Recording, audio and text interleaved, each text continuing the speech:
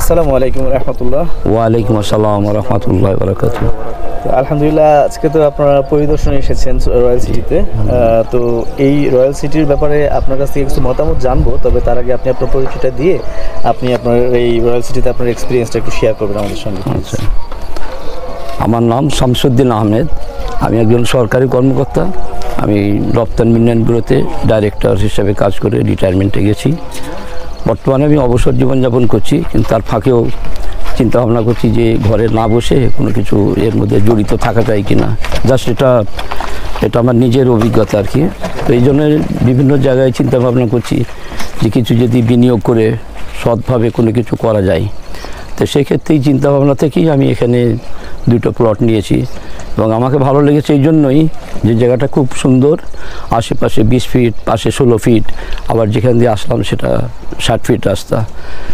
মানে এটা যদি একটু সময় লাগবে, কিন্তু সব মিলিয়ে এটা আমাকে ভালো লাগছে নিরিবিলি। এই জন্য যার জন্য ওই ঢাকার ভিতরে যে থেকে যে একটা নাভিশ্বাস ছাড়া মানে অবস্থা, সেটা থেকে এটা মানে একটা ভালো মানে এখানে সুন্দর মানে কী বলে একটা নৈসর্গিক একটা প্রাকৃতিক যে একটা জিনিস আছে সেটা এখানে ভালো।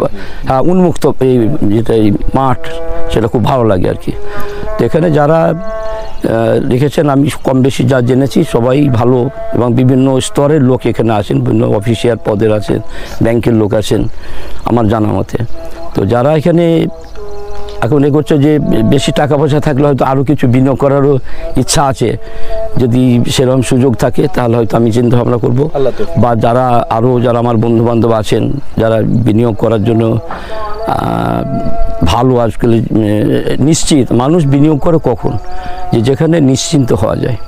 যদি এটা একটা নিশ্চিন্ত পরিবেশ, এই জন্যই দেখছি যে আমি গত বছর এটা করেছি। এখন আমার ইতিমধ্যে দলিল এবং নামজারি সব কিছু হয়ে গেছে, এবং এর আশেপাশে যে আগে সয়ারেজ লাইন ছিল না, সে সয়ারেজ লাইনও দেখলাম, দেখে এটা খুব ভালো হয়েছে। এবং এনারা যেই রয়্যাল সিটি যে কাজটা করছে, সেটা কিছু বিল্ডিং ওই যে এখানে জায়গায় কিনছে তা না, বিল্ডিং ইতিমধ্যে বেশ কয়েকটা দাঁড় করিয়েছে। দেখা গেছে এটা 10 তলা বিল্ডিং। আমি গতবারেই যখন আসছিলাম তখন সেটাই তাদের কাজ ছিল, কিন্তু এখন প্রায় এটা মানে কমপ্লিশন বা এটা হ্যাঁ এটা সমাপ্তির পথে। এরপরও আবার নতুন করে যে আমরা সামনে দাঁড়িয়ে আছি এখানে, হ্যাঁ যে জায়গাটার সামনে দাঁড়িয়ে আছি এখানে প্রায় 27 শতাংশ জায়গা। এখানে ওনারা বেশ আমি দেখছি যে দুই পাশে 16 ফিট করে রাস্তা আছে, এবং এটা হ্যাঁ এবং আশেপাশে অদূর ভবিষ্যতে এখানে আমি যতদূর জানলাম যে জগন্নাথ বিশ্ববিদ্যালয় কলেজ এবং অ্যারিস্টো ফার্মা এটা হয়তো এই মেডিকেল কলেজটা হওয়ার সম্ভাবনা আছে।